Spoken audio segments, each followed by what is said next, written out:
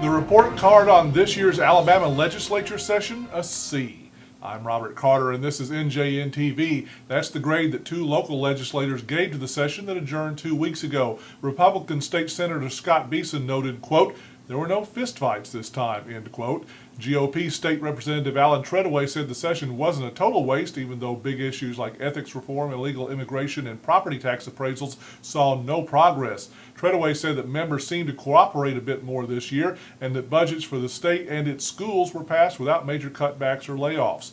Both legislators said they would not be surprised to see Governor Bob Riley call them back for a special session to deal with ethics reform and the county's tax and sewer debt problems. The school nurse for Bryan Elementary has been given a statewide award. Amanda McCrary was recently named the 2009 State School Registered Nurse of the Year by the Alabama Association of School Nurses. McCrary, who's been at the school since 2004, was called the quintessential school nurse by Karen Orton, who coordinates school nurses for the county school system. Principal Deborah Campbell puts it more succinctly, quote, "We could not do without her." McCrary was visited 563 times by students last year. She'll receive her award at a conference in Montgomery next month. A Kimberly man has been honored with a contest named in his honor. Gene Butler, who passed away in March, was honored last weekend at the annual Mine Rescue Contest at Alabama Adventure Theme Park. It's the first time the contest has been named for anyone. Butler, a former Kimberly Town councilman, started working in coal mines back in 1964, retiring in 2001 after losing a leg. He also worked for the Federal Mine Safety and Health Administration. Butler attended every state mine rescue contest until his death. Sports and weather next, but first a look at the NJN community calendar.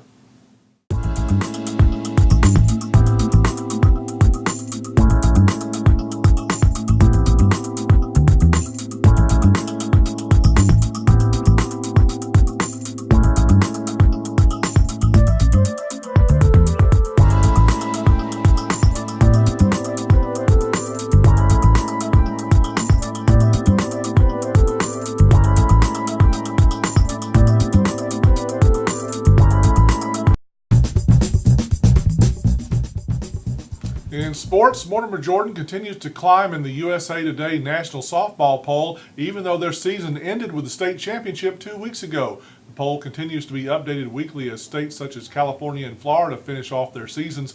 The Devils are now ranked 9th, the first team from Alabama to reach that level. Hueytown is the only team to come close to that in the past. They finished 12th last year. It was only a preseason game, but Saturday night's come-from-behind win by the Alabama Warriors Minor League Football Club was still impressive as they turned in a 20-17 win over the Henry County Horsemen, who are the defending champions of the United Southern Football League. The tide turned for Alabama when Kowalski Jackson, who signed on with the team earlier last week after returning from an Army Reserve deployment in Iraq, came into the game in the second quarter. With the Warriors down 14-zip, Jackson connected on 2 touchdown passes and ran for a third, despite not having been with the team long enough to even know the full offensive scheme. The Warriors play their first Premier Football League regular season game this Saturday as they travel to Pensacola to play the league champion Crusaders. And that is a look at sports. In weather, it's officially summertime. Highs over the next few days will soar into the upper 80s, may even reach 90. There's a slight chance of scattered showers Tuesday and Wednesday, with nighttime lows down around 70 degrees. A better chance of rain comes our way on Thursday.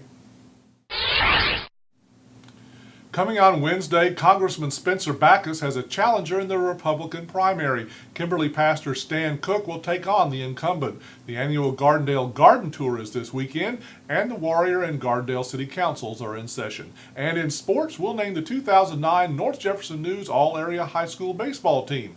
All that and more in Wednesday's edition of the North Jefferson News. And that is NJNtv for Monday, June 1st. As always, we're online at njeffersonnews.com and follow us on Twitter at NorthJeffNews. I'm Robert Carter. So long.